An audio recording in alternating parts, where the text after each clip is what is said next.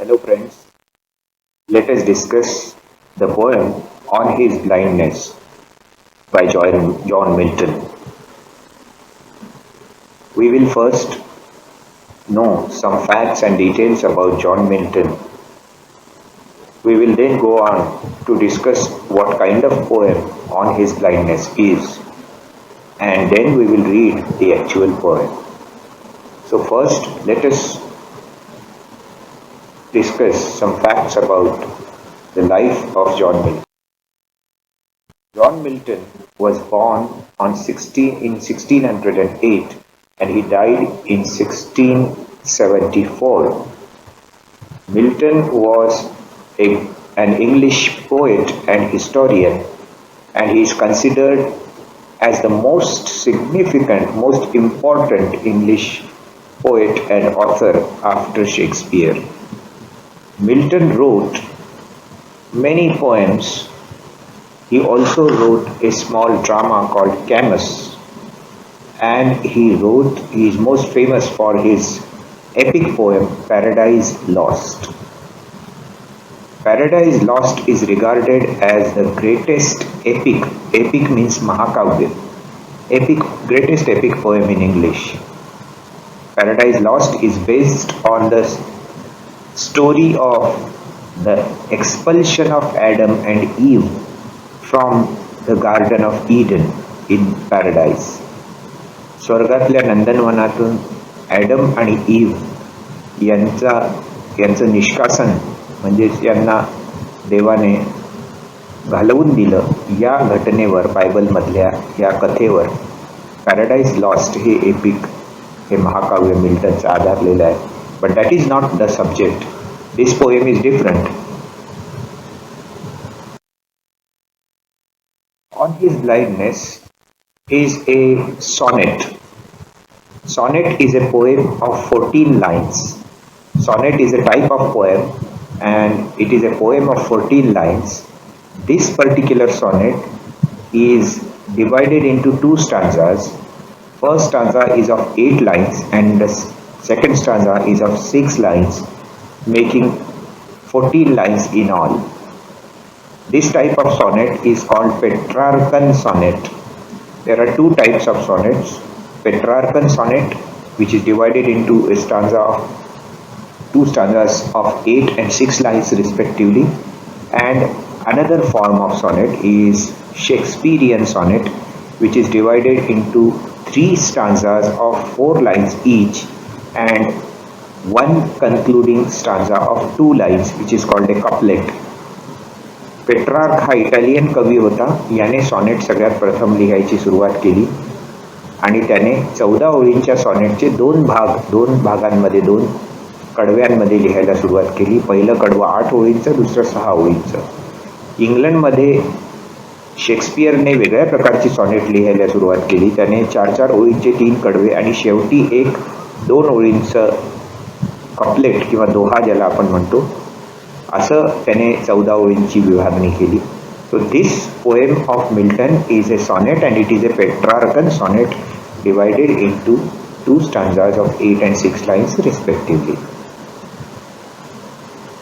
This poem was written by Milton when he became blind. There came a time in the life of Milton when he suddenly became blind.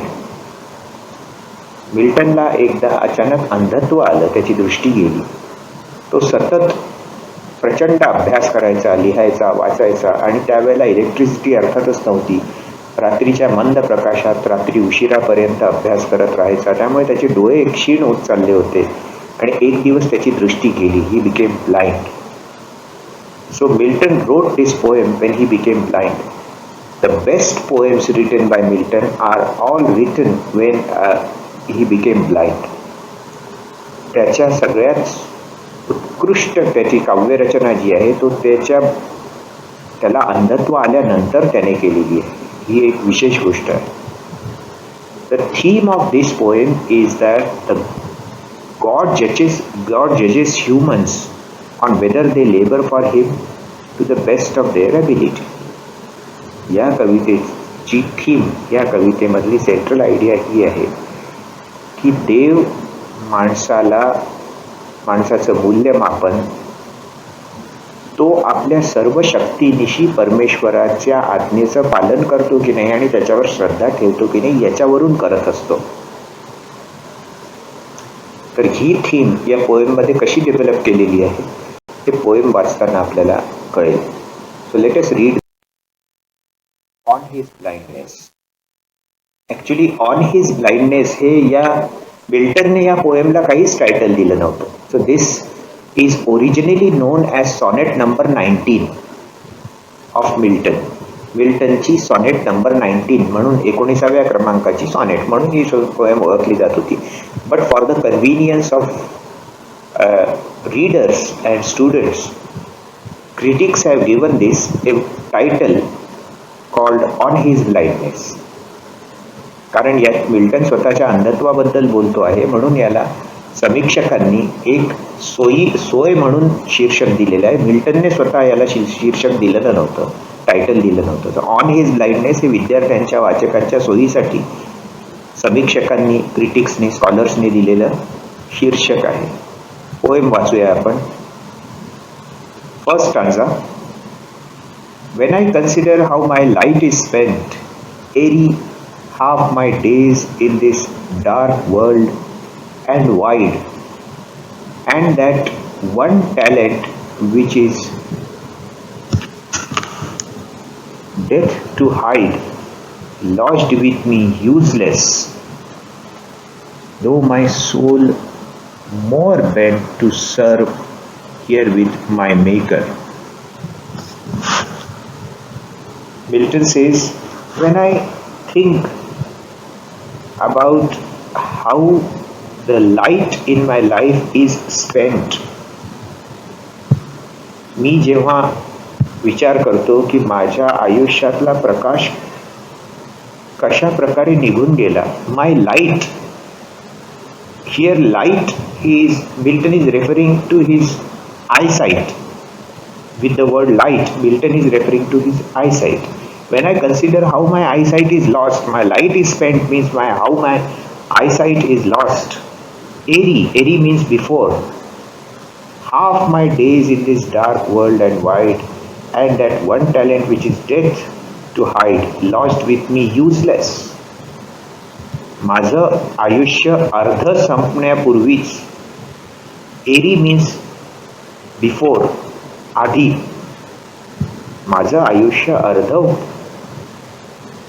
संपण्यापूर्वीच माझ्या आयुष्यात ला उजेड निघून गेला, माझी eyesight निघून गेली. किंवा माझ्यातला another meaning of light, by light Milton also implies the force of life.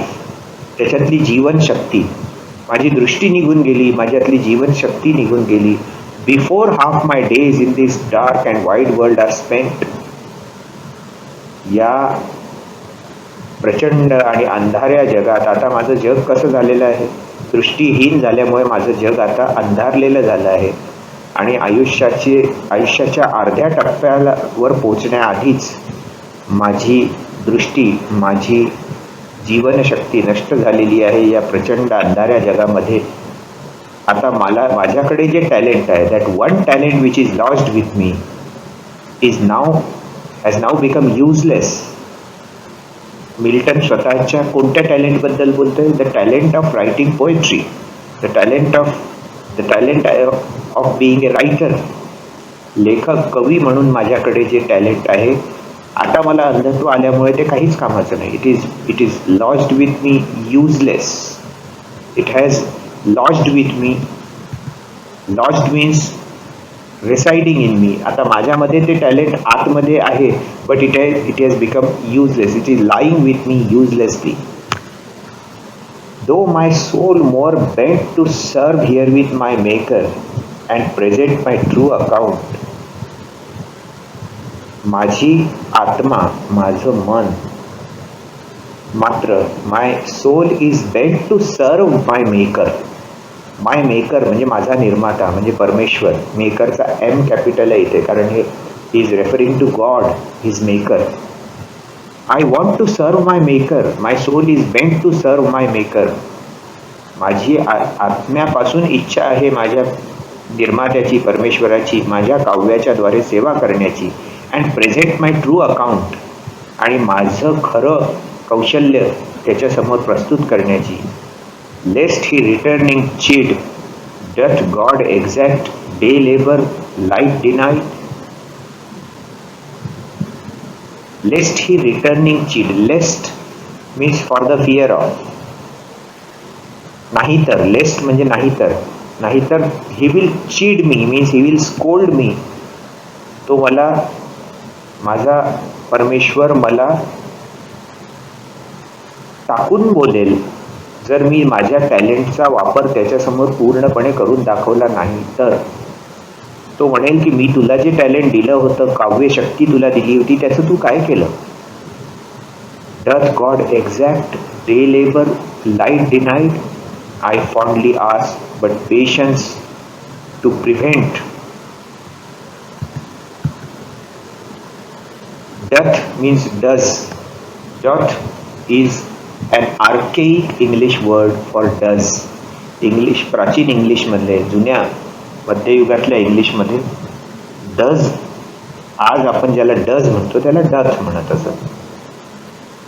Doth God exact day labour light denied. देवाने, परमेश्वराने फक्त उजेडच बनवला आहे का, काम करण्यासाठी दिवसच बनवला आहे का. मी विचारतो, म्हणजे आता मी अंध झालो असल्यामुळे मी काहीच उपयोगाचा राहिलो नाही का. आय फॉन्डली आस्क, मी अत्यंत तीव्रतेने विचारतो, परंतु मला उत्तर कोण देतं. My patience is giving me answer. इथे पेशन्सचा पी कॅपिटल आहे. तो म्हणतो माझ्यातला जो संयम आहे तो प्रत्यक्ष माझ्यासमोर प्रकट होऊन मला काय सांगतो आहे. But patience that murmur soon replies. Murmur means mumble, hum, कुजबुज, गुणगुणणे. माझी ही भुणभुण, ही मर्मर थांबवण्यासाठी माझा पेशन्स माझ्या समोर प्रकट होऊन मला काय उत्तर देतो. God doth not need either man's work or his own gifts.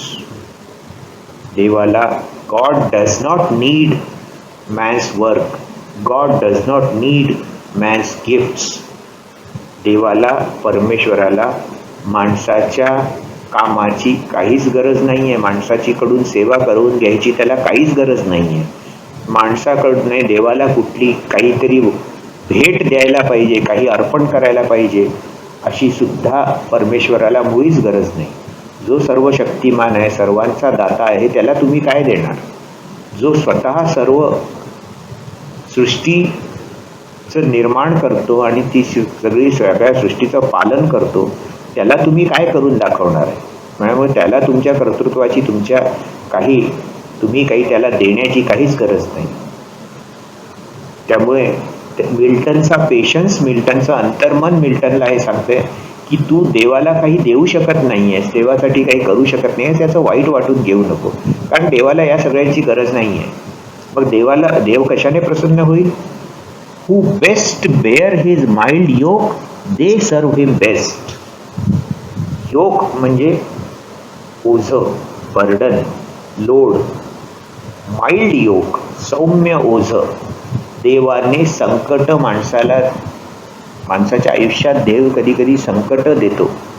त्या संकटांचं सौम्य ओझं जो शांतपणे सहन करतो तो देवाला सगळ्यात प्रिय असतो. तोच देवाचा सगळ्यात चांगला सेवक.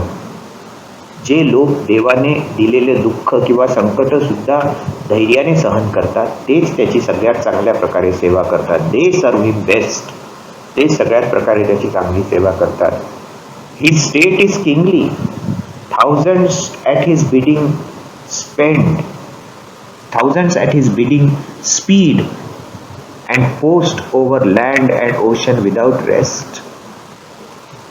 His state is kingly. His H capital hai because his is being used here to refer to God. The state of God is kingly. The state of God is royal. देवाची अवस्था तर अत्यंत वैभवशाली आहे. देव हा सगळा वैभवाचं आगर आहे, स्थान आहे, मूळ स्थान आहे.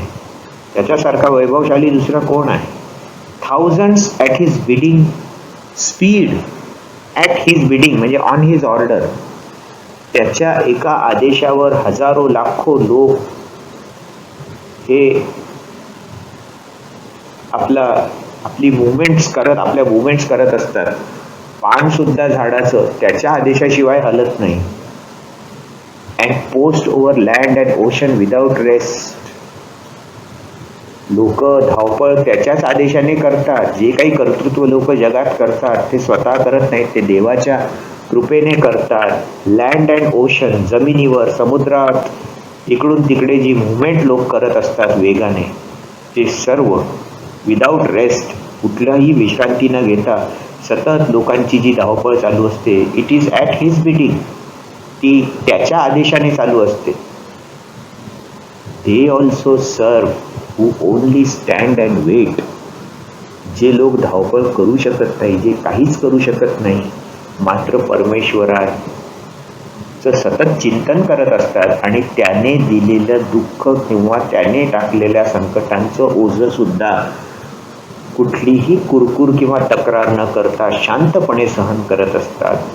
दे ऑल्सो सर्व गॉड. ते सुद्धा देवाची सेवा करत असतात. ते सुद्धा देवाला प्रिय असतात. They also serve who only stand and wait. जे एकाच जागी उभे आहेत आणि जे वाट पाहत आहेत आपली संकट दुःख दूर होण्याची, आणि त्यांना कुठलीच तक्रार न करता त्या संकटांना दुःखांना सहन करतायत. दे ऑल्सो सर्व. ते सुद्धा परमेश्वराची सेवा करतात. They also serve God who only stand and bear the burden of griefs and troubles that have come in their life, and those they also serve who stand patiently bearing the burden of grief, waiting for the grief and troubles to be over. शांत उभे राहून परमेश्वराचं चिंतन करून कुठलीच तक्रार न करता त्याने दिलेली संकट निमूटपणे शांतपणे सहन करत ती संकट दूर होण्याची वाट पाहत प्रार्थना करत जे उभे असतात ते सुद्धा परमेश्वराची सेवा करतात. देअरफॉर मिल्टनचं अंतर्मन त्याला म्हणतं की तू अंध झाला आहेस आणि तू काही आता करू शकत नाहीस असं समजून तू स्वतःला वाईट वाटून घेऊ नको. Because those who only wait patiently they also serve God equally well. I hope you have understood this poem. If you have any questions, you can type in the comment box below and ask me. Thank you.